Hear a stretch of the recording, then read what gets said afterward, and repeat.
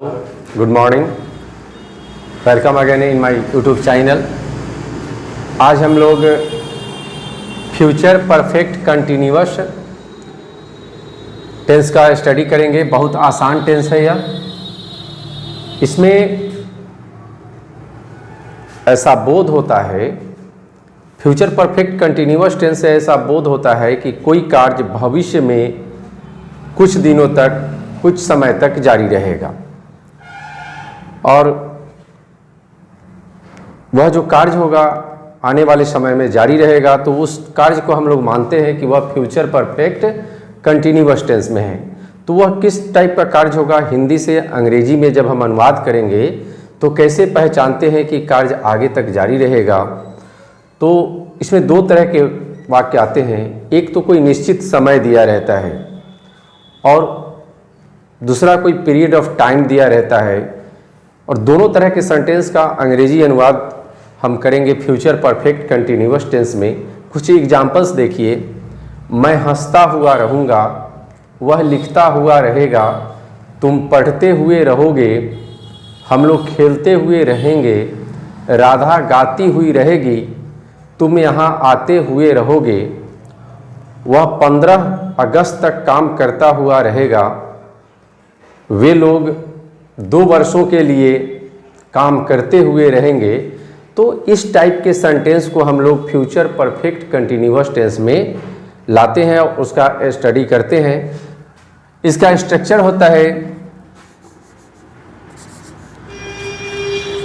Subject plus shall और will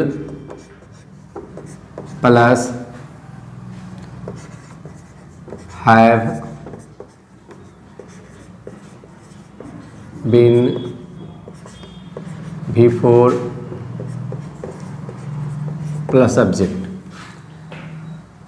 future perfect continuous tense का structure होता है सब्जेक्ट, सब्जेक्ट के बाद हम लोग शैल और विल से कोई एक लेंगे, हैव का यूज करेंगे, वह शैल हो या विल हो, हैव के बाद बीन का यूज करेंगे, बीन के बाद बिफोर आईएनजी फॉर्म जो लगता है वह करेंगे, और उसके बाद ऑब्जेक्ट का यूज करेंगे। एक चीज़ यहाँ पे ध्यान रखेंगे, फ्यूचर परफेक्ट कंटिन्यूअस टेंस में सिंस का यूज नहीं होता है। फ्यूचर परफेक्ट कंटिन्यूअस टेंस में सिंस का यूज नहीं होता है, भले ही पॉइंट ऑफ टाइम क्यों नहीं हो, वहाँ पे हम लोग पीरियड ऑफ टाइम के लिए फॉर और पॉइंट ऑफ टाइम के लिए बाय का यूज करते हैं। एग्जाम्पल हम लोग देखते हैं इस पे कैसे बनाते हैं हम लोग। फर्स्ट एग्जाम्पल है राम हंसता हुआ रहेगा। इसको जब हम ट्रांसलेट करेंगे तो इस अकॉर्डिंग टू दिस स्ट्रक्चर यहाँ पे राम सब्जेक्ट है, राम के साथ शैल या विल, तो राम के साथ विल का यूज करेंगे, will have been laughing.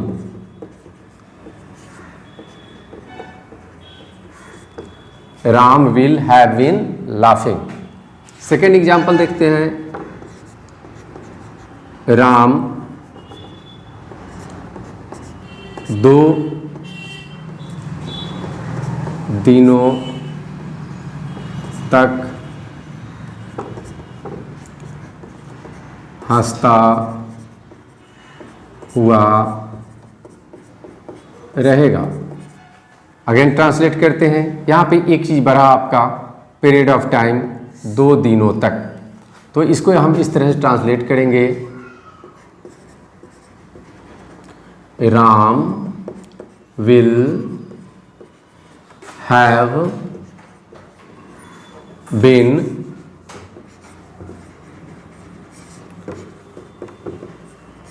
laughing for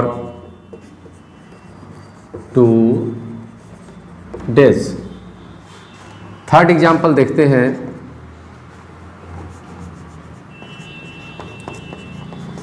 Soni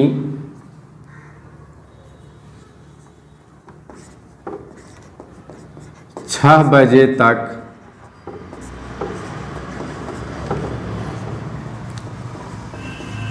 बोलती हुई रहेगी। यहाँ पे 6 बजे तक पॉइंट ऑफ टाइम है। पॉइंट फ्यूचर परफेक्ट कंटिन्यूअस के पॉइंट ऑफ टाइम के लिए सिंस का यूज नहीं करेंगे, वहाँ पे हम लोग बाई का यूज करेंगे। सोनी विल हैव बीन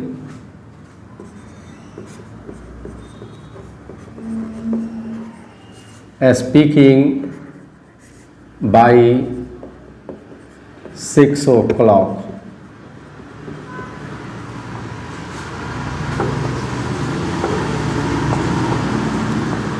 वे लोग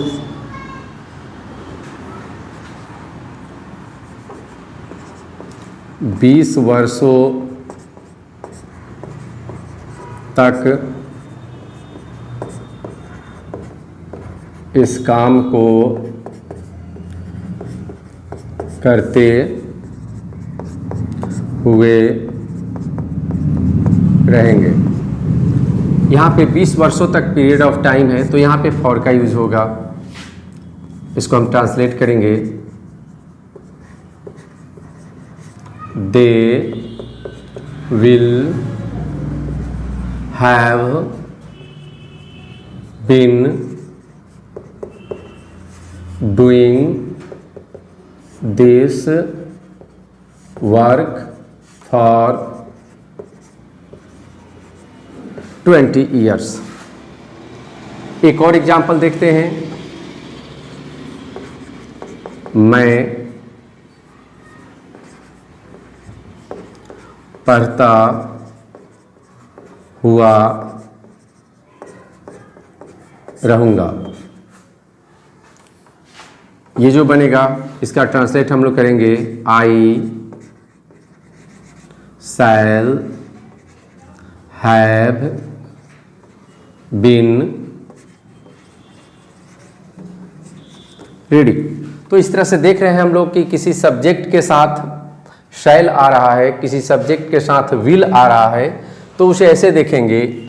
जब आपका सब्जेक्ट आई और वी हो तो उसके साथ शैल का यूज करेंगे, और अन्य सब्जेक्ट के साथ, अदर सब्जेक्ट के साथ विल का यूज करेंगे। यदि इसे इंट्रोगेटिव में चेंज करना हो तो आप लोग कुछ नहीं करेंगे। इंट्रोगेटिव में चेंज करने के लिए विल को हम लोग या शैल को सब्जेक्ट के पहले कर देते हैं। विल या शैल को सब्जेक्ट के पहले कर देंगे, ये इंट्रोगेटिव सेंटेंस आपका बन जाएगा। ये बहुत ही आसान है। इसके बाद हम लोग इसके इंट्रोगेटिव पैटर्न पे देखते हैं कि इसका इंट्रोगेटिव पैटर्न कैसे होगा, कैसे इसे हम लोग इंट्रोगेटिव में चेंज करेंगे। तो इसे आगे देखते हैं हम लोग। अब हम लोग देखते हैं कि इस सेंटेंस में इंट्रोगेटिव फॉर्म का क्रिएशन कैसे होगा, उसको हम लोग कैसे इंट्रोगेटिव बनाएंगे। तो एक एग्जाम्पल मैं यहाँ पे आपको लिख रहा हूँ। मैं पढ़ता हुआ रहूँगा। तो आपने जो स्ट्रक्चर पढ़ा, सब्जेक्ट प्लस शैल और will plus have plus been plus before plus subject, आपने जो इन फ्यूचर परफेक्ट कंटिन्यूअस टेंस का स्ट्रक्चर देखा हुआ था, सब्जेक्ट प्लस शैल और will plus have plus been plus before plus subject. तो ये अभी सिंपल सा अफर्मेटिव सेंटेंस है। इस अफर्मेटिव सेंटेंस को हम लोग ट्रांसलेट करते हैं। तो यहाँ पे इसके according to the structure we should translate this sentence into I shall have been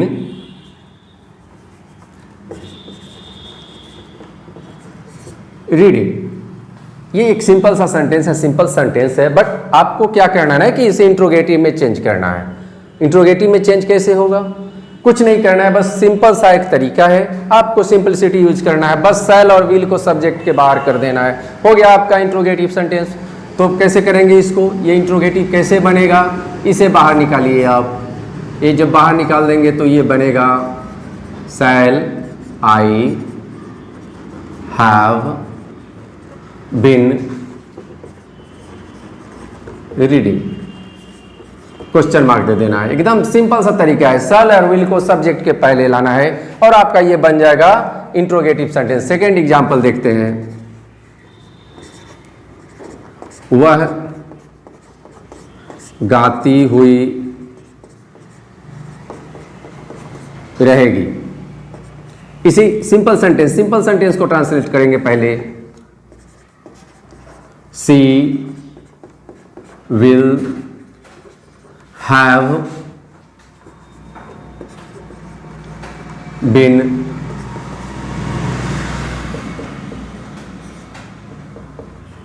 singing, full stop.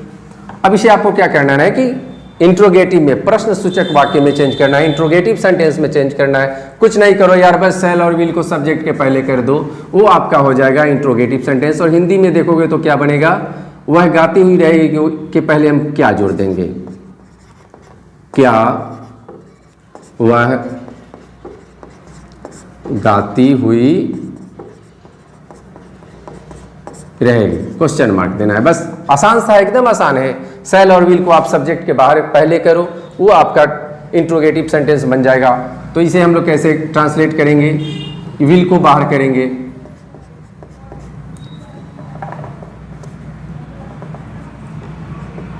Will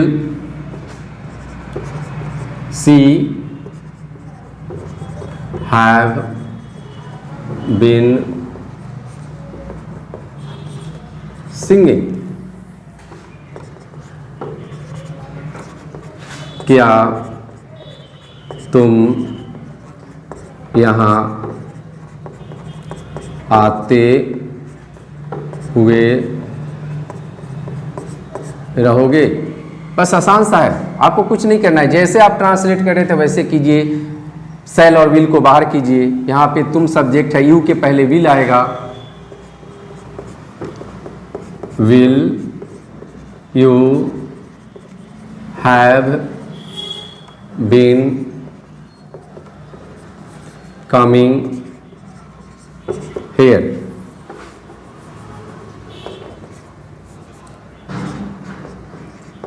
क्या रमेश कहानी लिखता हुआ रहेगा। यहाँ पे कुछ नहीं करना है, रमेश है, सिंगल नेम है, तो इसके साथ आपको विल का यूज करना है। Will Ramesh have been writing a story. एकदम आसान सा है। आप इसे एग्जाम्पल के अकॉर्डिंगली अपना सेंटेंस हिंदी से में बनाइए, उसे ट्रांसलेट अंग्रेजी में कीजिए और इस तरह से आपका सिंपल सेंटेंस, असर्टिव और इंट्रोगेटिव ये बन जाएगा। Thank you. इसका प्रैक्टिस कीजिए और कभी भी आपको लगे तो आप क्वेश्चन कोई पूछना हो आप अपने कमेंट में छोड़िए, हम निश्चित तौर पे आपका रिप्लाई देंगे। Thanks again.